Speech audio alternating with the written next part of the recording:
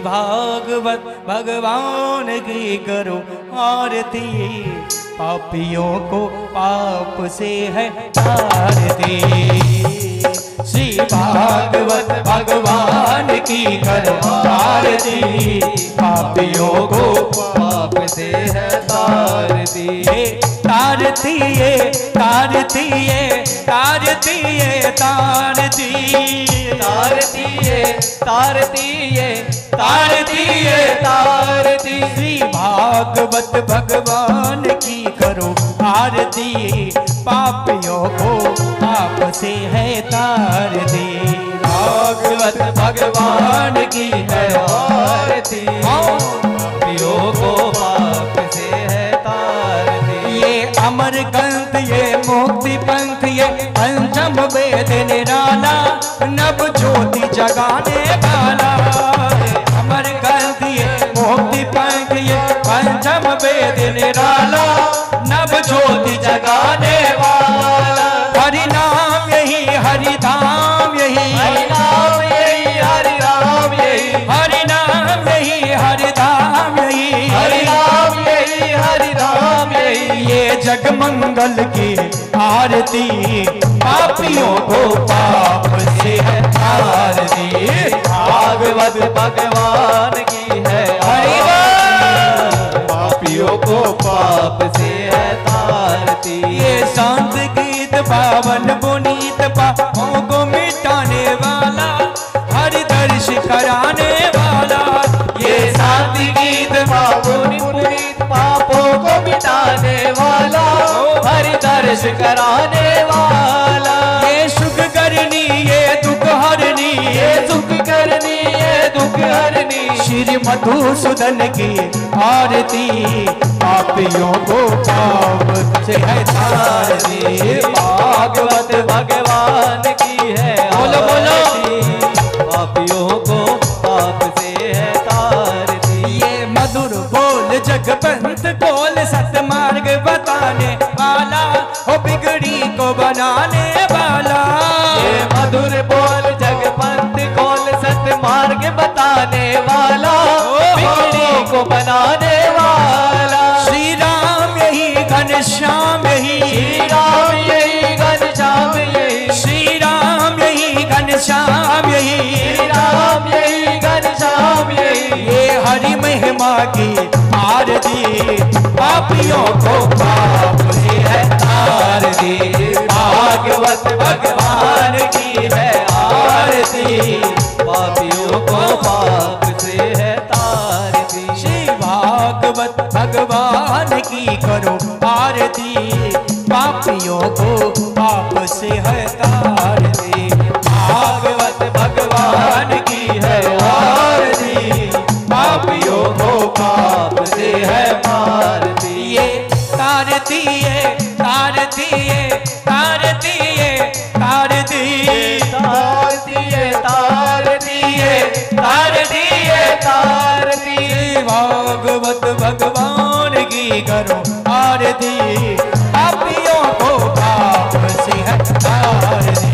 भागवत भगवान की है आरती, पापियों को पाप से है तारती। कर्पूर गौरम कर्णावतार, संसार सार मुझ देंग हर, सदा पसंद हिडार वेद। बबम बबामि से तम नमामि, त्वमेव माता च पिता त्वमेव, त्वमेव बन्धु च सखा त्वमेव, त्वमेव वेद सर्वं त्वमेव, त्वमेव सर्व मम देव देव मम देव देव मम देव।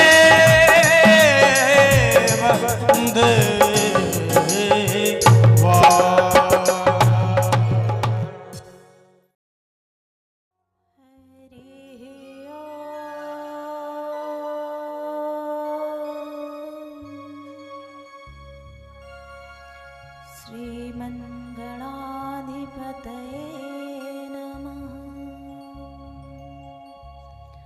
श्री सरस्वते नमः।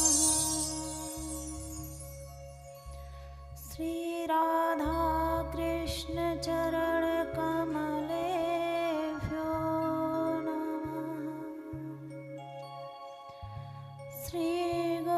चरणकमलेभ्यो नमः।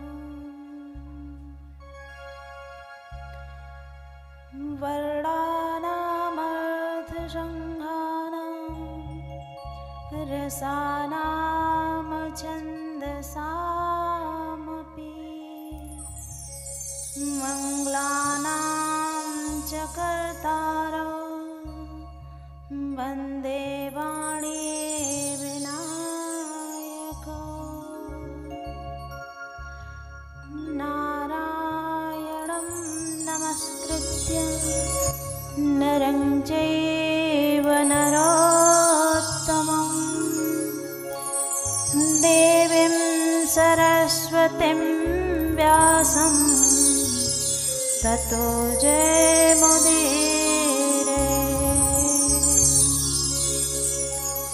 ॐ नमः परमहंसास्वादित चरणकमलचिन्मकरन्दाय भक्तजन्मानसनिवासाय श्रीरामचन्द्राय।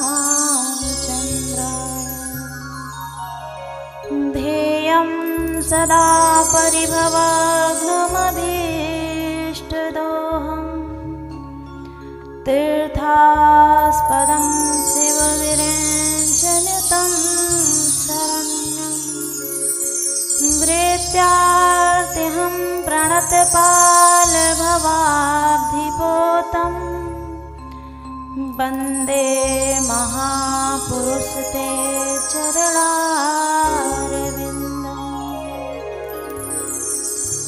बंसी विभूषितकरान्नवनीरदाभा पीताम्बरादरुणबिम्बफलाधरोष्ठा पूर्णेन्दुसुन्दरमुखादरविन्दुनेत्रा कृष्णात् परं किमपि तत्त्वमहं न जाने। कृष्ण त्वदीयपदपङ्कजपञ्जरान्ते अद्धैव मे विशतु मानसराजहंसा। प्राणप्रयाणसमये कफवातपित्ते कण्ठावरोधनविधौ स्मरणं कुतस्ते। लोकाभिरामं रणरङ्गधीरं राजीवनेत्रं रघुवंशनाथं कारुण्यरूपं करुणाकरन्तं श्रीरामचन्द्रं शरणं प्रपद्ये। मनोजं मारुततुल्यवेगं जितेन्द्रियं बुद्धिमतां वरिष्ठं वातात्मजं वानरयूथमुख्यं श्रीरामदूतं शरणं प्रपद्ये। राधे मेरी स्वामिनी मैं राधे को दासी। जन्म जन्म मोहे कीजियो श्री वृंदावनवासी।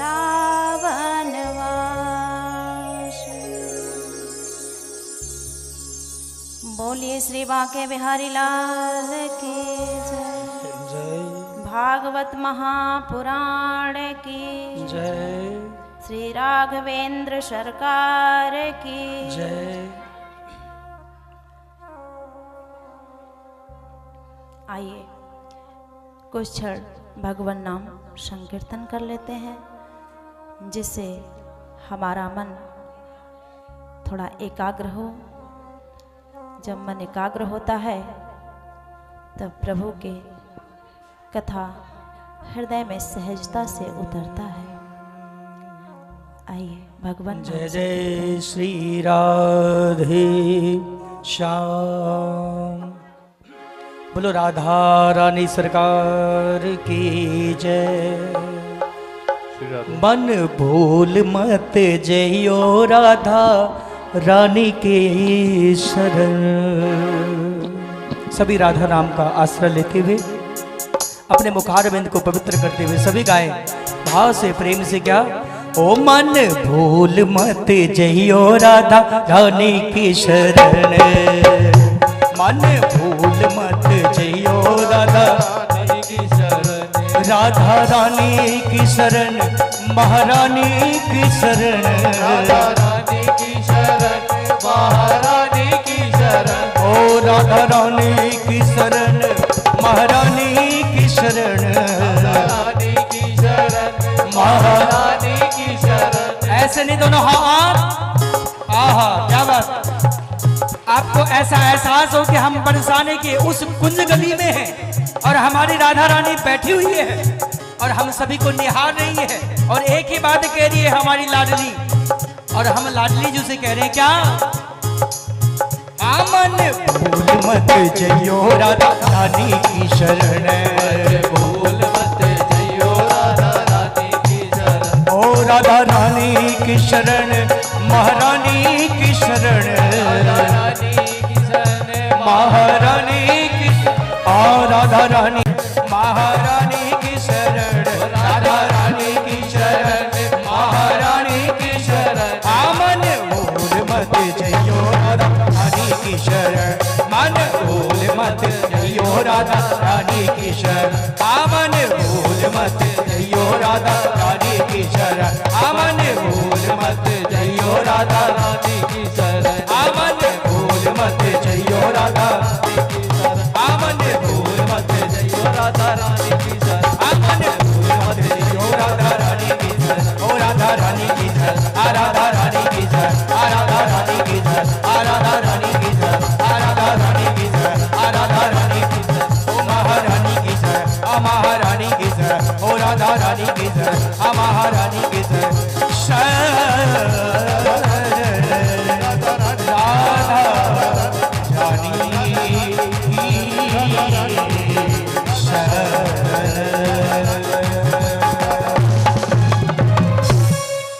जय जय श्री राधे जय जय श्री राधे जय जय श्री राधे श्याम।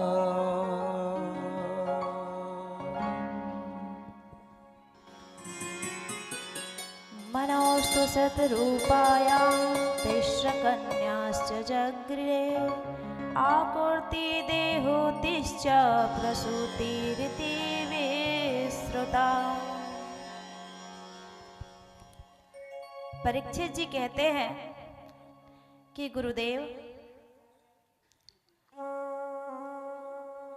मैं मनो शत्रुपा के पांचों संतानों की कथा विस्तार से सुनना चाहता हूं। श्री सुखदेव स्वामी कहते हैं परीक्षित मनु शत्रुपा के 3 बिटिया और 2 पुत्र हुए, जिसमें मझली बेटी देवहूति की कथा हमने आपको बताई, जिनका विवाह कर्दम ऋषि के साथ हुआ, जिनके यहाँ स्वयं भगवान कपिल रूप में आए, माता को सांख्य योग का उपदेश किया। अब उनकी ज्येष्ठ पुत्री का विवाह पुत्रिका धर्म के अनुसार सुचि प्रजापति के साथ हुआ। पुत्रिका धर्म का नियम यह होता है कि जब कोई पिता यह चाहता है कि मेरी बेटी का जो पुत्र हो उसे मैं अपना धन दौलत गद्दी राज्य जो भी हो वो देना चाहूँ, या अर्थात पुत्री का जो पहला संतान होगा उस पर अधिकार उसके नाना का होगा। कभी कभी ऐसा होता है कि जब कोई निसंतान होता है, वंश नहीं होता उनके पास, तो वो अपनी बेटी का इसी शर्त पर विवाह करते हैं, या शर्त रखकर ना विवाह करे तब भी इच्छा होती है, और बड़ा होने पर वो पुत्र अपने ननिहाल का सारा उत्तरदायित्व संभालता है। जिस तरह से पुत्र अपने पिता का श्राद्ध कर्म, तर्पण वगैरह करने का अधिकारी होता है, इसी तरह से बेटी का पुत्र अपने नाना का यह सब कार्य करने का अधिकारी होता है। तो इस पुत्रिका धर्म के अनुसार सुचि प्रजापति के साथ मनु और शत्रुपा की ज्येष्ठ पुत्री आकुति का विवाह हुआ, जिनके यहाँ भगवान नारायण और भगवती लक्ष्मी का एक साथ प्रादुर्भाव हुआ, जिन्हें हम सब लोग यज्ञ भगवान और दक्षिणा के नाम से जानते हैं। बोलिए यज्ञ भगवान की जय। अब आप लोग यहाँ ये समझ लीजिए कि जब कहीं पूजा पाठ, अनुष्ठान, हवन इत्यादि होता है तो आपके जो ब्राह्मण देवता होते हैं वो पूजन के करते समय जगह जगह या करने के बाद दक्षिणा का विधान बताते हैं। जिसे जानकारी नहीं होती उन्हें तो बस यही लगता है कि पूजा पाठ के बहाने धन लेने का तरीका है इन लोगों का, या उन्हें यह लगता है कि पंडित जी का तो काम ही यही है तो इसलिए पूजा कराते समय पैसा लेते हैं। नहीं, वो तो एक अलग बात है, उनकी क्या भावना है वो अलग है। आवश्यकताएं भी वही है कि अगर उनका कार्य है तो अपने जीवन का निर्वहन इसी कार्य से कर रहे हैं तो उनको लेना ही है। वो तो आपकी स्वेच्छा अनुसार हो गया कि आप उन्हें क्या दे के विदा करोगे। परंतु अगर किसी पूजा पाठ में, यज्ञ में, हवन में, कथा में आपसे दक्षिणा के लिए कहा जाए तो यथासंभव जो भी आपसे बन पड़े सश्रद्धा दिया करिए। ऐसा नहीं है, उसमें कोई ये बाउंडेशन नहीं है कि आपको इतना देना। अगर इतना कह के ले रहे हैं आपके पंडित जी तो वो गलत है। आपकी योग्यता जितनी है, आपका सामर्थ्य जितना है, उस हिसाब से जब भी दक्षिणा दीजिए श्रद्धा से दीजिए। क्यों? क्योंकि यह एहसास कीजिए कि जो हवन हो रहा है, यज्ञ पुरुष हमारे यहाँ पर विराजमान है, उनसे हमें कुछ प्राप्ति चाहिए, उनसे कुछ अभिलाषा है, तो दक्षिणा उनकी अर्धांगिनी है। बिना दक्षिणा के कोई भी यज्ञ अनुष्ठान आपका संपूर्ण नहीं माना जाएगा। इसलिए ध्यान रखना कि कभी कभी क्या होता है कि हम हवन की आहुतियाँ, कथा श्रवण करने का मन बहुत अच्छा रखते हैं, लेकिन जैसे ही दक्षिणा का समय आता है तो मन में एक ऐसी भावना जागृत हो जाती है बस पैसे वाली बात है। नहीं, उस वक्त भी उससे ज़्यादा श्रद्धा होना चाहिए। तो इस प्रकार से भगवान नारायण यज्ञ के रूप में प्रकट हुए। वैसे तो वो दोनों लोग एक माता पिता से उत्पन्न हुए थे, इसलिए आपस में भाई बहन हुए, परंतु लक्ष्मी सदा नारायण की हैं, सदा नारायण की रहेंगी, इसलिए उन लोगों का विवाह करा दिया गया। और जो कर्दम देवहूति की 9 कन्याएं हैं उन लोगों की वंशावली बताते हैं और कहते हैं कि जो मनोकर्दम की अनुसुईया नामक पुत्री है उनका विवाह अत्रि जी के साथ हुआ। तो पुत्र प्राप्ति के लिए अत्रि जी ने तपस्या किया और मन में यह प्रार्थना किया कि जो सृष्टि का सृजन करते हैं, पालन करते हैं, संहार करते हैं, वो मुझ पर प्रसन्न हो। तो ऐसी भावना करके उन्होंने तपस्या की। तो सृष्टि करने वाले ब्रह्मा, सृजन करने वाले ब्रह्मा, पालन करने वाले विष्णु और श्रृंगार करने वाले शिव, तीनों ही देवता आ गए। अत्रि जी ने कहा कि मैंने तो किसी एक की प्रार्थना की थी, मुझे पुत्र चाहिए था, आप तीनों क्यों पधारे? उन्होंने कहा आपने ऐसे ही ध्यान में, अपने ऐसे ही संकल्प में आराधना की, ऐसे ही तपस्या की, क्योंकि तीन काम है, तीनों लोग अलग अलग रूपों में करते हैं, इसलिए हम तीनों आएंगे और तीनों ही प्रसन्न हैं, इसलिए हम आपके यहाँ तीनों पुत्र के रूप में आएंगे। तो ब्रह्मा जी चंद्रमा के रूप में आते हैं, भगवान नारायण दत्तात्रेय के रूप में आते हैं और भगवान शंकर दुर्वासा ऋषि के रूप में अत्रि अनुसुईया के आंगन में आते हैं। एक कहानी और आती है कि माता अनुसुईया का परीक्षा लेने के लिए तीनों देव उनके दरवाजे पे आए थे। तो उस तरह से उन्होंने भोजन की इच्छा जाहिर की। तो माँ ने निर्वस्त्र होकर के उन्हें दुग्धपान कराया और वरदान स्वरूप उन तीनों ने ही उन्हें माँ रूप में प्राप्त किया, उन्हें पुत्र बनकर के सुख प्रदान किया। आगे श्री सुखदेव स्वामी कहते हैं कि परीक्षित, मनो शतरूपा की जो सबसे छोटी कन्या है प्रसूति, उनका विवाह दक्ष प्रजापति के साथ हुआ। उनकी कोई संतान नहीं हुई क्योंकि मां सती ने अपने पिता दक्ष के यज्ञ में अपना देह त्याग कर दिया। परीक्षित जी बड़े आश्चर्यचकित होते हैं कि ऐसी घटना, गुरुदेव थोड़ा विस्तार से बताइए कि मां सती ने अपना शरीर क्यों त्याग दिया।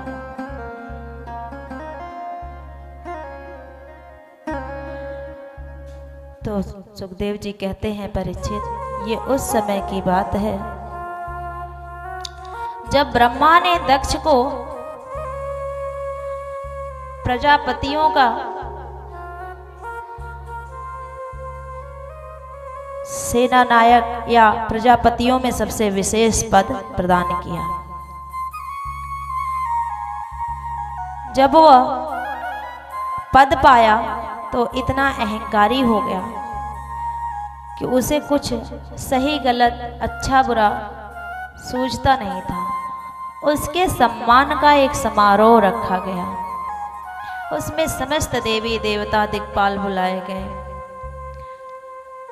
ब्रह्मा विष्णु महेश भी उसमें आए।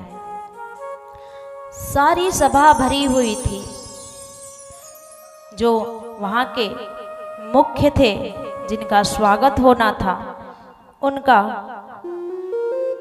इंतजार हो रहा था, उनकी प्रतीक्षा हो रही थी। जब दक्ष प्रजापति प्रवेश करते हैं तो सारी सभा खड़ी हो जाती है।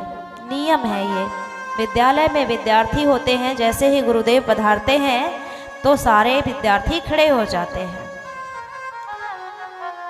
किसी सभा में प्रधानमंत्री का स्वागत सत्कार होना है तो सारी सभा आई होगी और जैसे ही प्रधानमंत्री प्रवेश करेंगे तो सारी सभा खड़ी हो जाती है। वो परंपरा आज भी है। इसी प्रकार से जब दक्ष प्रजापति सभा में पधारे तो सारे देवी देवता तो खड़े हो गए, पर उसमें ब्रह्मा विष्णु महेश खड़े नहीं हुए। तो दक्ष ने अपने आसन पर विराजमान होते ही देख लिया कि कौन कौन खड़े नहीं हुए। होता है ना, जिसके अंदर ये भावना आ जाती है कि मैं श्रेष्ठ, मैं श्रेष्ठ। कभी कभी ऐसा होता है कि किसी स्थान पर हमें विशेष स्थान दिया जाता है, हमारा वहाँ पर विशेष महत्व होता है। वो महत्व सिर्फ इसलिए होता है कि उतनी देर के लिए आपको वह पात्रता निभानी है, वो कार्य करना है, इसलिए आप वहाँ पर श्रेष्ठ हैं, वरना कोई किसी से श्रेष्ठ नहीं है। श्रेष्ठ मात्र वही है जो अपने लक्ष्य की तरफ लगातार बढ़ रहा है, परमात्मा से नजदीकी बना के रखा है। और परमात्मा से किसकी कितनी नजदीकी है या तो वो जाने या उसका भगवान जाने। कोई राजा महाराजा होकर के, बहुत बड़ा ज्ञानी होकर के, विद्वान होकर के भी भगवान से बहुत दूर है। और कोई जो फटे चीथे कपड़ों में दिखता है, 2 वक्त की रोटी नहीं इकट्ठा कर पाता, जिसका रोड पर ही शयन होता है, धूप में खुले आसमान के नीचे रहन सहन है, उसका धरती ही घर है, उसका आसमान ही छत है, वह भी अगर भीतर के भावों से भगवान को भजता है तो वो भगवान के बहुत नजदीक है।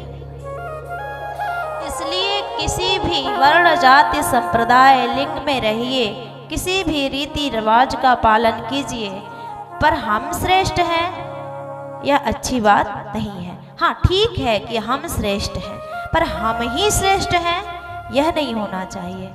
और ये अहम होता है तो फिर क्या होता है, दक्ष जैसी हालत। वहां सारी सभा खड़ी हुई, उस पर दृष्टि नहीं गया, परंतु 3 लोग खड़े नहीं हुए, उस पर दृष्टि गया। तो ब्रह्मा और भगवान विष्णु के लिए तो दक्ष बुरा नहीं माने, क्योंकि भगवान नारायण उनके दादा लगते हैं और ब्रह्मा जी दक्ष के पिता हैं। 10 मानस पुत्रों में से हैं एक दक्ष, कल बताया था।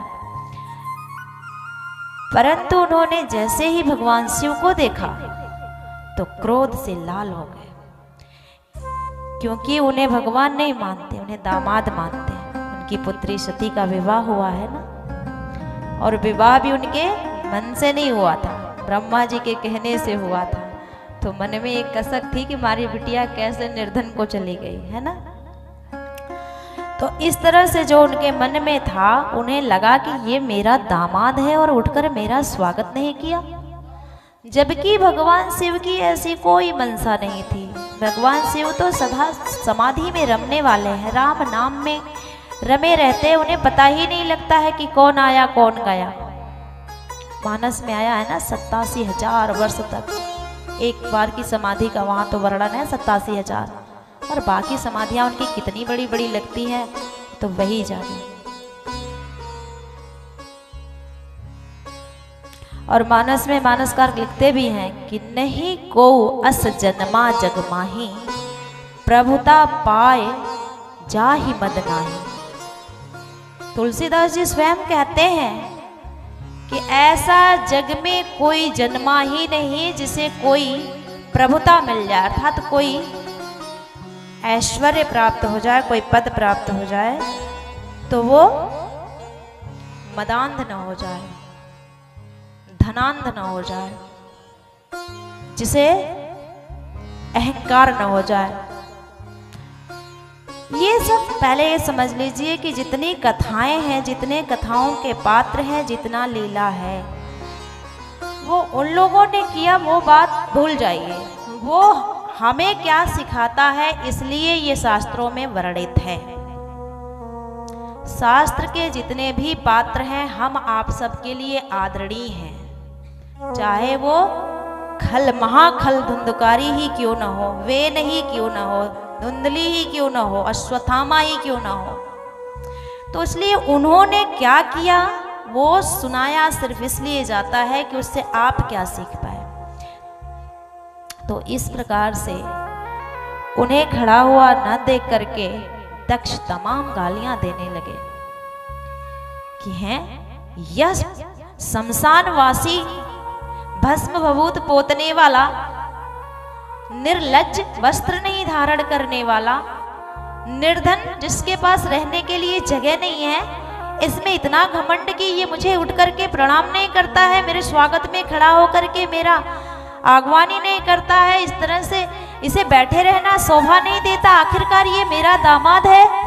इस तरह से जब बहुत गालियां देने लगे उस सभा में, तो भगवान शंकर तो आत्मा राम है, उन्हें कुछ फर्क नहीं पड़ा। परंतु जो उनके सवारी हैं, कौन है शिव जी की सवारी, नंदी जी महाराज, उनसे नहीं रहा गया। क्या होता है ना, जब हम किसी से बहुत प्रेम करते हैं, किसी के प्रति श्रद्धा होती है, अपना कोई होता है, तो उसका अपमान होने लगे तो बेशक वो ना बोले, पर वो नहीं सह सकता। तो भगवान तो सोच रहे हैं चलो ससुर हैं, ससुराल में तो गालियां पड़ती ही है, आज दे रहे हैं तो देने दो। पर नंदी जी से नहीं रहा गया और नंदी जी ने दक्ष को श्राप दे दिया। बोले ये दक्ष बड़ा मैं कर रहा है, बहुत जल्द इसका सर बकरे का हो जाए और फिर ये पूरा जीवन मैं करते रहे। बकरियां मैं करती है ना, इसलिए उनका सर बकरे का लगा। जब नंदी जी ने दक्ष को श्राप दिया तो दक्ष नंदी जी को श्राप उनके पुरोहित भृगु जी ने दे दिया। बोले सारे जो शिव भक्त हैं वह अदंडी हो जा, सब चिलम गाजा पीने वाले हो जा, इनका कोई नियम धर्म नहीं हो। और देखते भी होंगे आप लोग, ऐसे देखो ना देखो पर सावन में जरूर दिखाई देता है ना शिव के भक्त कैसे होते हैं। और जब भृगु जी ने नंदी जी के बात का जवाब देते हुए सभी शिव भक्तों को श्राप दे दिया, तो फिर नंदी जी ने कहा कि पंडित जी कम से कम आपको तो समझना चाहिए, इसलिए मैं सब ब्राह्मणों को श्राप देता हूं कि ये कितना भी धन कमाए लेकिन ये हमेशा अपने अंदर असंतुष्ट रहे और भिखारी ही के भिखारी ही बने रहे, लोलुपकामी हो जाए, बिजली स्वामी हो जाए, काम वेग से पीड़ित हो जाए। बिजली स्वामी का यही अर्थ होता है। तो इस तरह से जब सभी ब्राह्मणों को उन्होंने श्राप दिया तो फिर इधर से साफ गया। इस प्रकार से उस सभा में ऐसा लगा कि जैसे ये स्वागत समारोह नहीं है, ये साप समारोह हो रहा है। और जो साप उस समय दिया गया था वो आज भी दिखाई देता है, शिव भक्तों के अंदर भी दिखाई देता है। ज्यादातर चिलम पीने वाले होते हैं, ब्राह्मणों के अंदर भी दिखाई देता है। इसीलिए कहा गया है कौन ऐसा ब्राह्मण जो अदंडी को दंड दिया, कौन ऐसा ब्राह्मण जो अखंड ब्रह्मचारी है, कौन ऐसा ब्राह्मण जो क्षत्रिय का नाश किया, कौन ऐसा ब्राह्मण जो गड़ी का सिंगारी है, कौन ऐसा ब्राह्मण जो कर्मों की गांठ बांधे, कौन ऐसा ब्राह्मण जो पढ़ैया वेदचारी है, कौन ऐसा ब्राह्मण जो दरिद्रता को दूर किया, कौन ऐसा ब्राह्मण जो भिखारी का भिखारी है। तो कहा जाता है कि रावण जैसा ब्राह्मण जो अदंडी को दंड दिया, सतानंद जैसा ब्राह्मण जो अखंड ब्रह्मचारी है, परशुराम जैसा ब्राह्मण जो क्षत्रिय का नाश किया, अजामिल जैसा ब्राह्मण जो गणिका सिंगारी है, सुखदेव जैसा ब्राह्मण जो कर्मों की गांठ बांधे, वेदव्यास जैसा ब्राह्मण जो पढ़ैया वेदचारी है, सुदामा जैसा ब्राह्मण जो दरिद्री को दूर किया। पर कलयुग के ब्राह्मण भिखारी के भिखारी है।